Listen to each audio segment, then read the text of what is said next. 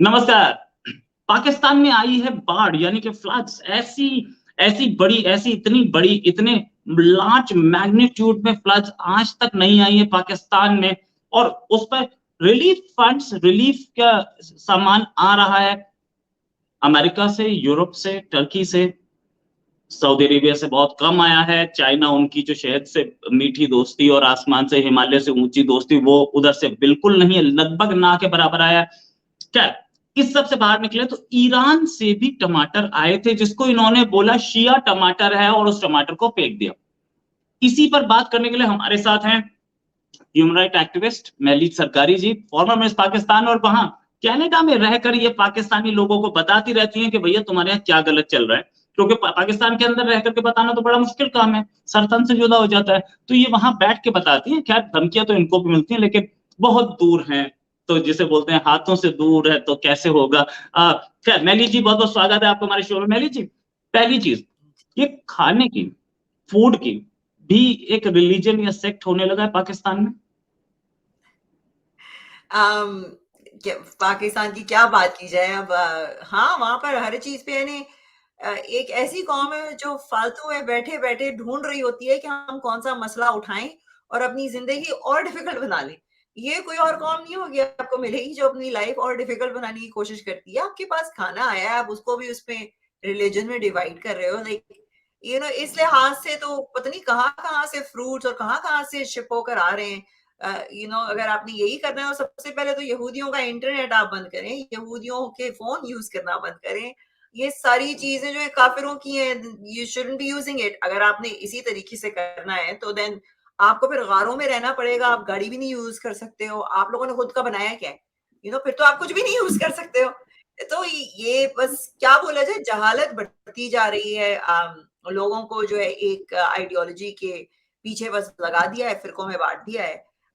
And this is the result in front of you कि अब वो उसमें भी काफिर और मुस्लिम और हलाल हराम ढूंढ रहे हैं। राइट। अच्छा, ये जिस लेवल पे पाकिस्तान जा रहा है, हम लोगों कोई क्रैकडाउन नहीं है, मदरसों में चाइल्ड अब्यूज हो रहा है, मदरसों में जो पढ़ाया जा रहा है that's not up to the mark. करीब 1980s तक या 90s तक भी बोले तो पाकिस्तान का एजुकेशन सिस्टम इन मदरसों से काफी दूर, जहां साइंटिस्ट पैदा होते थे, डॉक्टर्स पैदा होते थे। आज क्या पाकिस्तान की इस एजुकेशन सिस्टम को बर्बाद करने में पाकिस्तान का ही हाथ है? पाकिस्तानी लोग उसके खिलाफ कोई एक्शन नहीं लेना चाह रहे हैं? किस तरीके का सोसाइटी में फैल चुका है कि हम मिडिवल एरा में रहना चाह रहे हैं? देखिए, मैं जब आई थी पाकिस्तान से तो ऑब्वियसली 90s की बात करूंगी। जब मैं वहां पे स्कूल में थी तो मैं प्राइवेट स्कूल में पढ़ी, हमेशा इंग्लिश मीडियम स्कूल में पढ़ी, और वहाँ के स्कूलों की जो एजुकेशन सिस्टम था वो that was very high at that time. और मुझे जहां तक याद है हमारे स्कूल में कोई नमाज ही नहीं होती। मुझे नहीं याद कि मैंने कभी भी एक भी नमाज स्कूल में पढ़ी होगी। अब यहाँ पर उनको प्रेयर रूम्स भी चाहिए। आई नेवर सॉ रिलीजन इतना स्कूल के अंदर। तो अब तो ये है ना कि मदरसों को तो आप छोड़ दें, अब तो जो स्कूल्स हैं उनका जो करिकुलम है उसको चेंज कर दिया था आके इमरान खान ने। तो उसमें भी पता नहीं क्या क्या इन्होंने वो डाल दिए कि आपको दुरूद शरीफ पढ़ना है तो आपको पूरा कुरान पढ़ना आता हो या पढ़ा हो आपने, तब जाके आपको कॉलेज या यूनिवर्सिटी में वो जगह मिलेगी। लाइक सो मच स्टफ इन्होंने इस तरीके की वो उसमें वो डाल दिए। हर चीज में रिलीजन घुसा दी है। और this is what religion does, in a state you have to be secular। religion के बहुत सारे लोग होते हैं, वो पर्सनल मामला है, उसको आप हर जगह लेके नहीं फिरते हैं। फिर otherwise these are the consequences ना, आपके सामने यही आएगा।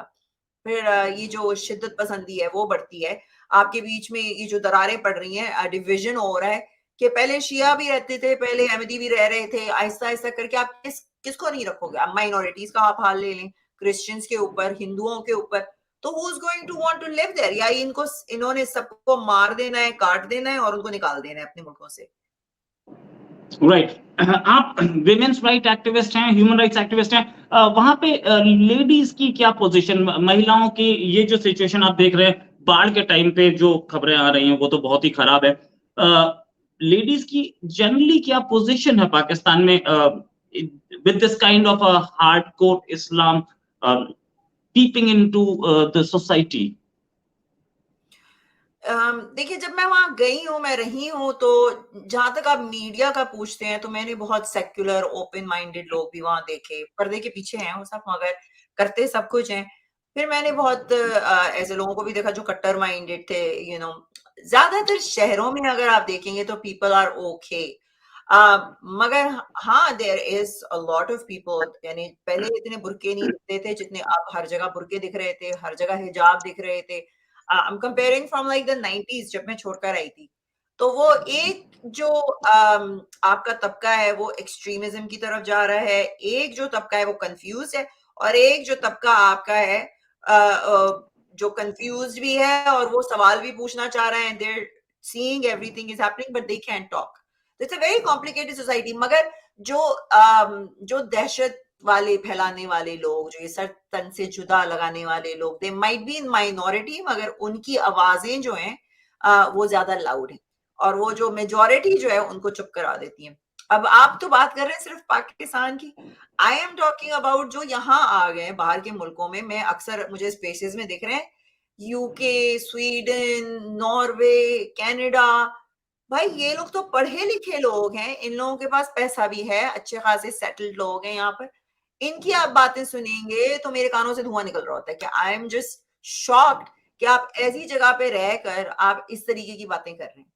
सो आपका I don't know what to do with their mentality. At least यहाँ जो लोग आ गए उनका तो दिमाग खुल जाना चाहिए ना, उनको तो अकल आ जानी चाहिए, मगर नहीं, उनके भी अकल नहीं आ रही है। राइट, मतलब सोसाइटी चेंज से भी ज्यादा इम्पैक्ट नहीं पड़ रहा है। क्या आपको लग रहा है कि पाकिस्तान फिर से मॉडर्न, जिसे मॉडर्न यूरोप बोलते हैं या मॉडर्न अमेरिका बोलते हैं या मॉडर्न आउटलुक बोला जाता है, उस तरीके पे जा सकता है, या ऐसे कोई तरीके, ऐसी कोई चीजें, स्टेप्स उठाए जा रहे हैं पाकिस्तान में? औरत मार्च के खिलाफ भी लोग थे, तो क्या लेडीज अपने राइट्स के लिए मार्च भी ना करें? क्या मतलब आपको लगता है कि कोई कुछ कुछ कुछ चेंज आ सकता है? देखिए, I always look at the glass half full. तो चेंज तो आया है, राइट? उसका मैं खुद यहाँ पे आपको बैठ के बता सकती हूँ कि 10 साल पहले, जैसे मैंने आपको कहा कि मिस हम्म, पाकिस्तान जो है उसका आप नाम नहीं ले सकते थे। You know, I was the first one to go there and वहां बैठ के मैंने की थी। अब ये हुआ है कि हाँ, अब मिस पाकिस्तान पाकिस्तान से ही बनी इस साल। जो बंदी ये पेजेंट यहाँ करवाती थी, अब वो पाकिस्तान में हो रहा है। तो चेंजेस आपको दिख रही हैं। अभी हमारे वो जो एक डॉक्टर, उनका क्या नाम है, he is from the LGBTQ, वो काफी फेमस हो रहे हैं। तो he is openly right, right. थोड़ा नेटवर्क में प्रॉब्लम है महली जी की तरफ से, कोई प्रॉब्लम नहीं है, 2 मिनट में आ जाएंगे वापस। राइट, ये बात तो सही बोल रही हैं कि मिस पाकिस्तान पेजेंट सब होने लगे हैं वहां पर, और एलजीबीटी ग्रुप्स भी दिखने लगे हैं। और वैसे तो महली जी भी मिस पाकिस्तान हैं, लेकिन इनको कितनी प्रॉब्लम फेस करनी पड़ी थी वो भी बात करेंगे अभी इनसे।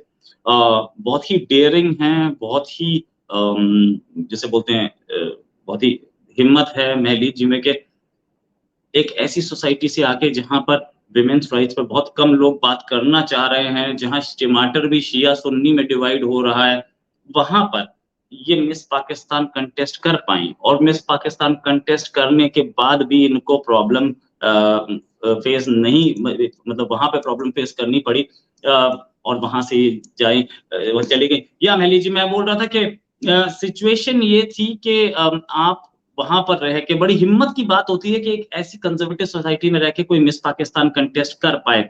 आप भी ये बता रही थी कि एलजीबीटी के एक डॉक्टर हैं, वो सामने आ रहे हैं, तो प्लीज कंटिन्यू योरसेल्फ। हाँ, तो मैं यही बता रही थी कि अगर आप चेंज देखें तो चेंज तो आ रहा है, मगर वो बहुत ही धीमे धीमे आ रहा है। जहां पर लोग आगे बढ़ने की, थोड़ा सा सेक्युलर होने की कोशिश भी कर रहे हैं, तो वहां पर एक्सट्रीमिज्म में भी इजाफा हो रहा है, यू नो।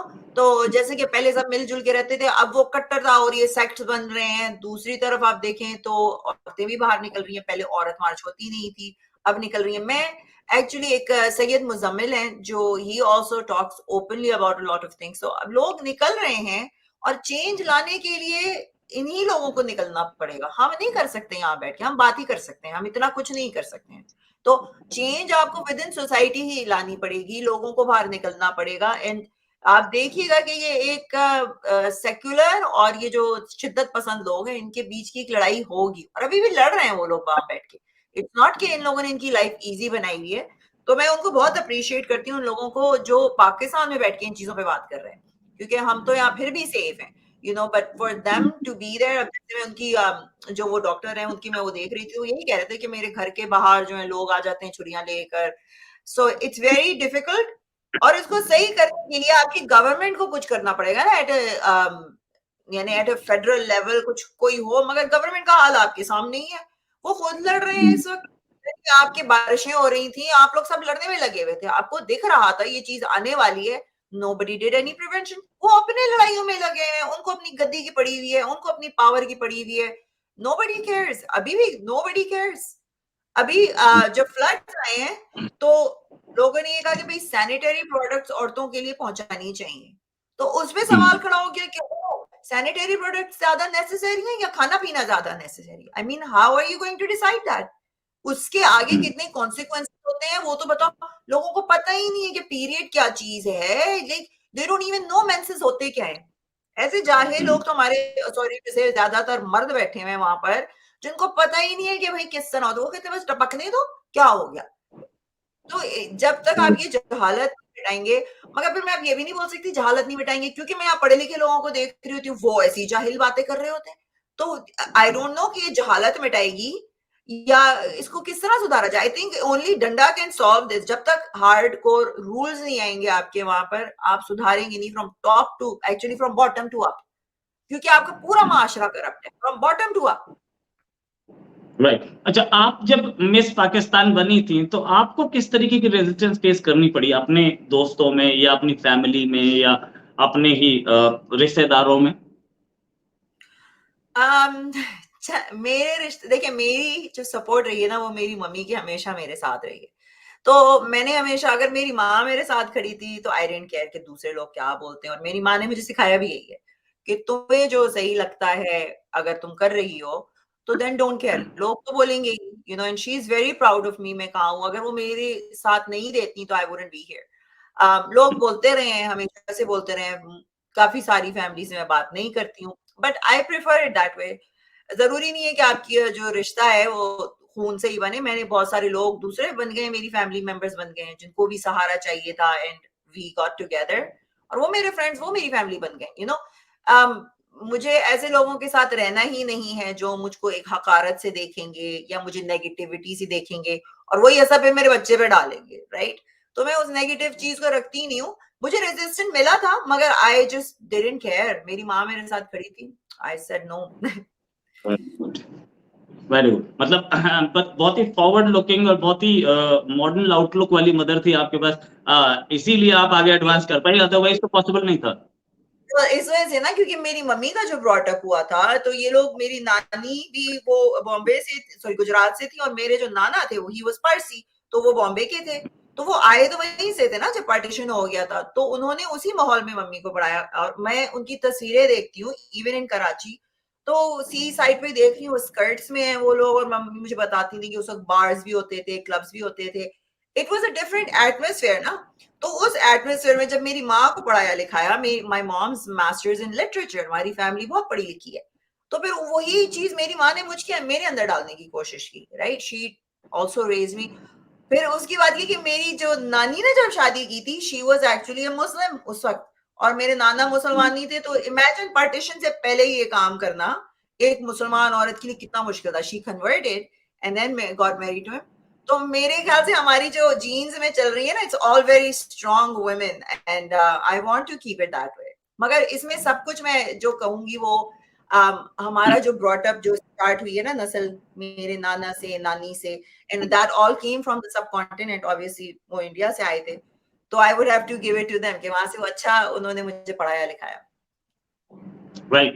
मैं फाइनल क्वेश्चन आपसे पूछना चाहूंगा कि ये अगर शिया टमाटर है तो जो वैक्सीन इंडिया से जाती हैं वो भी तो काफिर वैक्सीन है, या जो चाइना ने रोड बनाई है वो भी तो काफिर काफिर की रोड है।